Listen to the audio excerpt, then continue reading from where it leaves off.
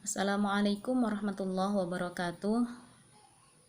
Hari ini kita akan mengulas kembali tentang materi yang sebelumnya, yakni tentang integral Riemann. Submaterinya adalah jumlah atas dan jumlah bawah.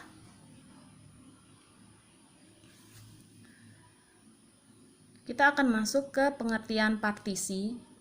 Jika ada I adalah integral Riemann yang memiliki selang A sampai B, sebuah interval dengan selang tertutup dan terbatas dalam R adalah bilangan real, maka suatu partisi dari I adalah himpunan terurut dan finit, P artinya bebas, himpunan terurut dan bebas, P sama dengan X0, X1 dan seterusnya sampai Xn. P di sini adalah partisi dari titik-titik di I sedemikian sehingga A sama dengan X0 kurang dari X1 dan seterusnya sampai dengan Xn sama dengan B.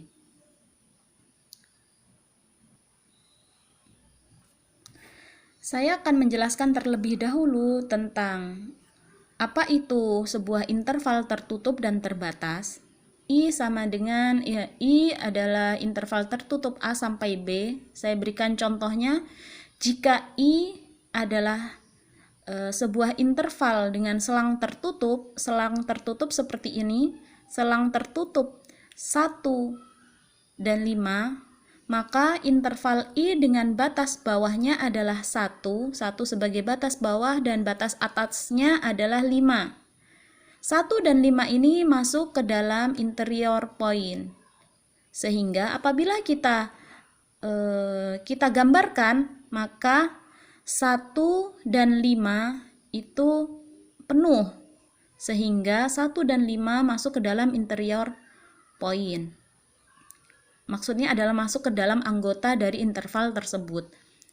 Kemudian misalkan saya ambil contoh lain, yakni 1 dan 5 dengan selang tertutup dan selang terbuka, maka apabila kita gambarkan 1 termasuk interior point dan 5 tidak, sehingga anggotanya adalah 1, 2, 3, 4 dan seterusnya, tapi tidak sampai 5.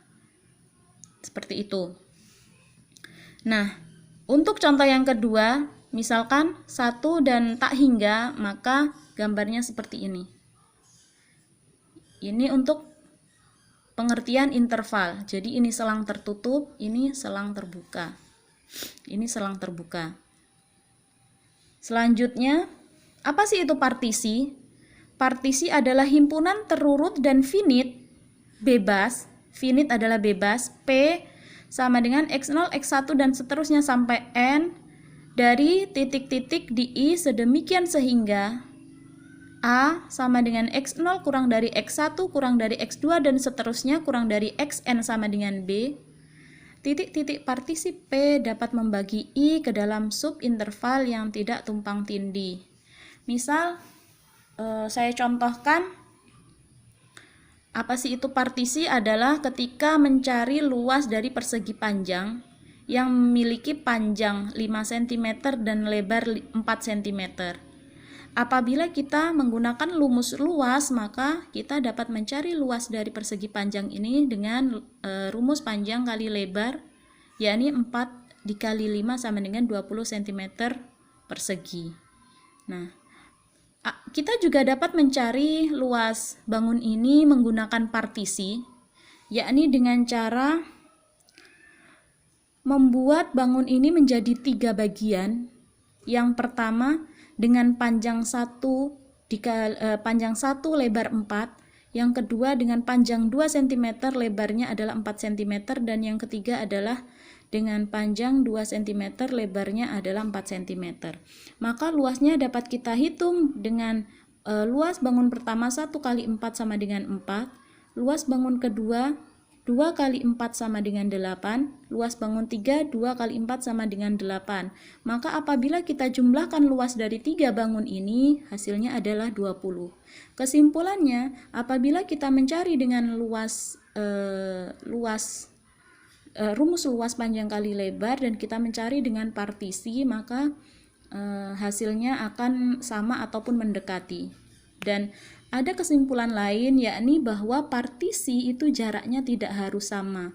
Seperti yang kita lihat di sini, jarak yang pertama itu adalah 1, yang kedua 2, jadi tidak harus sama.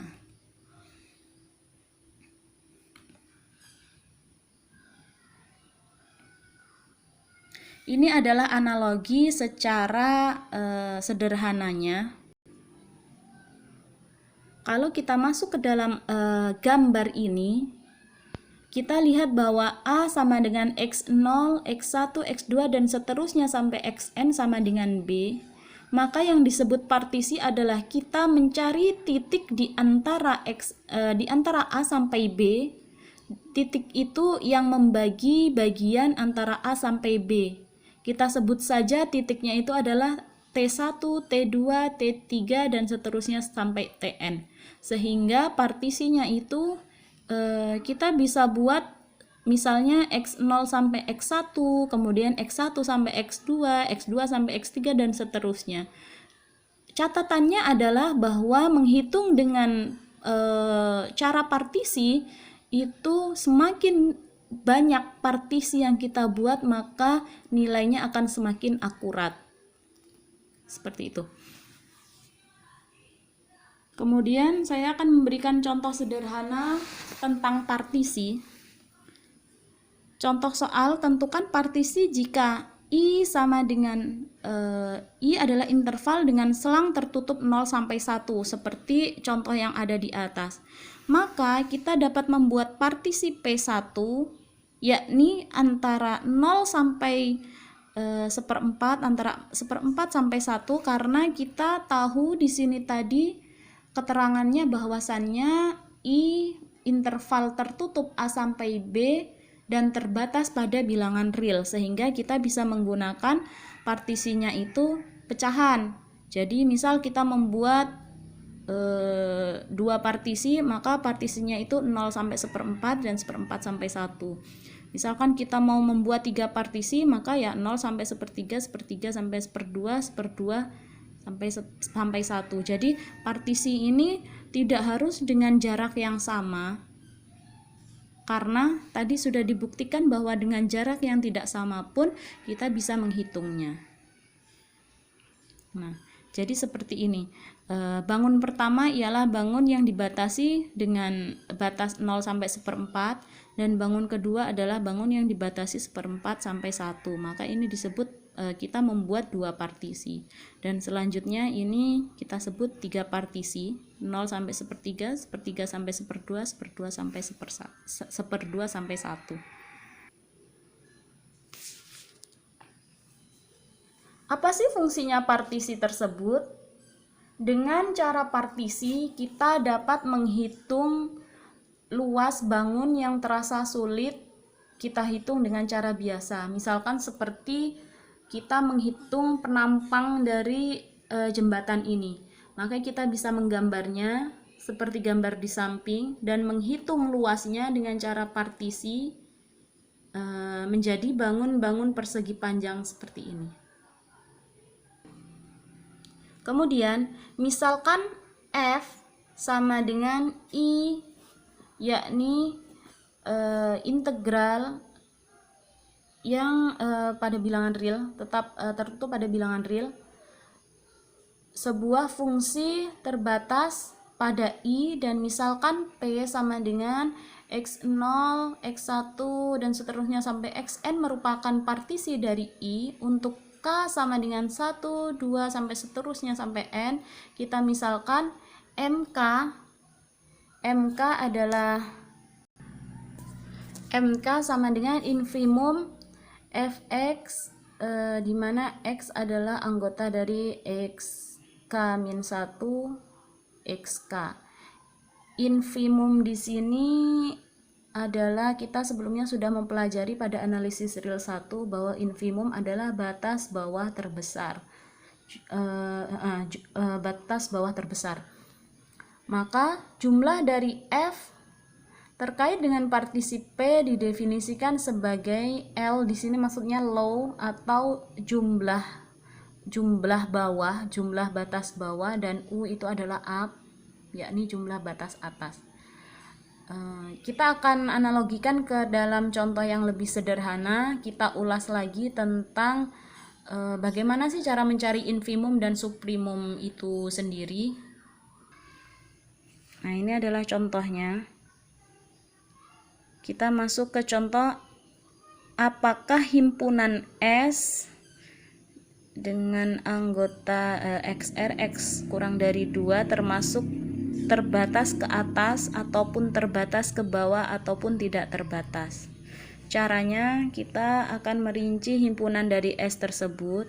Di sini ada keterangannya bahwa X kurang dari 2, maka himpunan dan kurang dari 2, maka 2 tidak masuk ke dalam interior point sehingga anggotanya adalah 1, 0, min 1 dan seterusnya sampai tak hingga. Terbatas ke atas sebab bilangan 2 dan sembarang bilangan lebih dari 2 yaitu 3, 4, dan 5 merupakan batas atas dari S.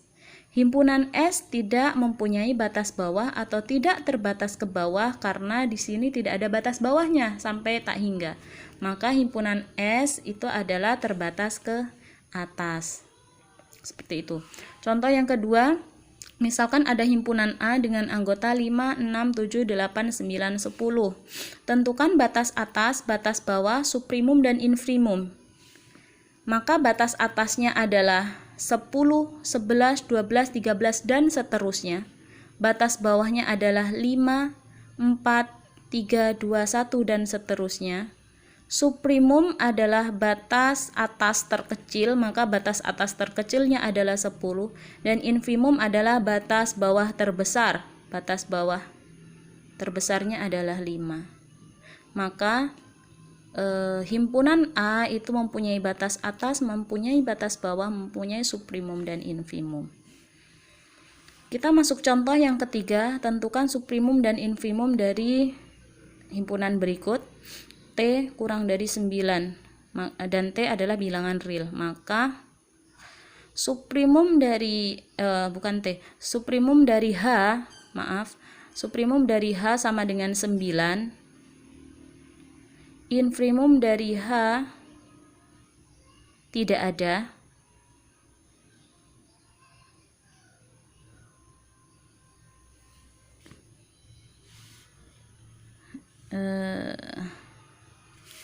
Ya.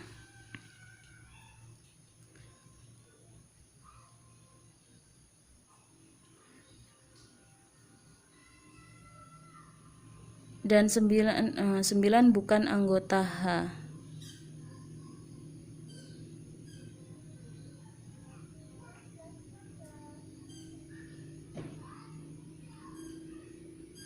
Oh ya, maaf. Di sini benar. Gini.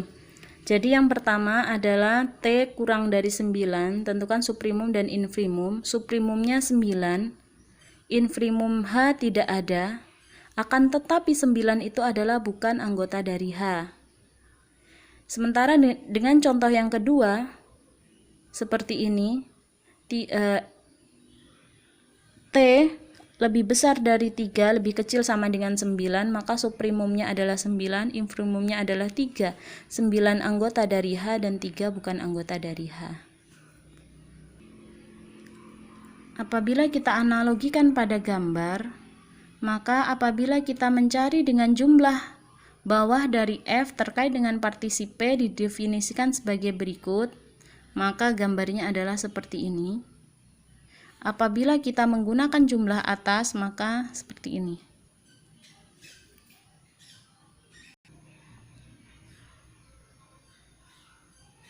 Tentang suprimum dan infimum, suprimum dan infimum tentang mencari batas bawah dan batas atas, kita bisa lihat pada contoh yang ini. Misalkan ada sebuah fungsi, maka kita bisa lihat pada gambar ini MK ataupun batas bawahnya adalah T1 dan M besar K, yakni batas atasnya adalah T2. Maka MK sama dengan F T1 dan M besar K sama dengan F T2. Ini adalah fungsi yang Y sama dengan Fx. Sehingga XK-1 sama dengan A dan XK-nya sama dengan B. Maka nilai Fx terendah pada selang AB itu adalah MK, seperti ini infimumnya, dan M besar K adalah nilai Fx tertinggi pada selang AB. Itu adalah suprimumnya. Atau kita bisa masuk ke contoh lain supaya lebih bervarian. Beberapa variasi contoh, misalkan dengan bangun yang seperti ini, maka kita tahu bahwa M besar K-nya adalah titik T2 dan M kecil K-nya adalah T1. Sehingga kesimpulannya bahwa MK sama dengan FT1 dan M besar K sama dengan FT2. Pada kurva ataupun pada yang bentuknya konstan seperti ini, maka kita bisa tahu bahwa MK sama dengan M besar K, maka MK dan M besar K itu nilainya sama, yakni FT1, FA, dan FB. Dan FT1 itu sama dengan FT2. Ini adalah beberapa contohnya, sederhana. Dengan melihat gambar kita juga sudah bisa menyimpulkannya. Kemudian kita masuk ke lema 9.1. Jika F I terbatas pada P, terbatas pada bilangan real, dan P sembarang partisi dari I, maka jumlah batas bawah L sama dengan PF dan kurang dari sama dengan jumlah batas atasnya. Buktinya, misalkan P adalah memiliki anggota X0, X1 dan seterusnya sampai Xn, karena M kecil K kurang dari sama dengan M besar K, ataupun batas bawahnya itu kurang dari sama dengan batas atas untuk K sama dengan 1, 2, dan seterusnya sampai N, dan karena XK-1 lebih besar dari 0 untuk K sama dengan 1, 2, dan seterusnya sampai N, maka akibatnya jumlah dari batas bawah L itu kurang dari sama dengan jumlah dari batas atasnya.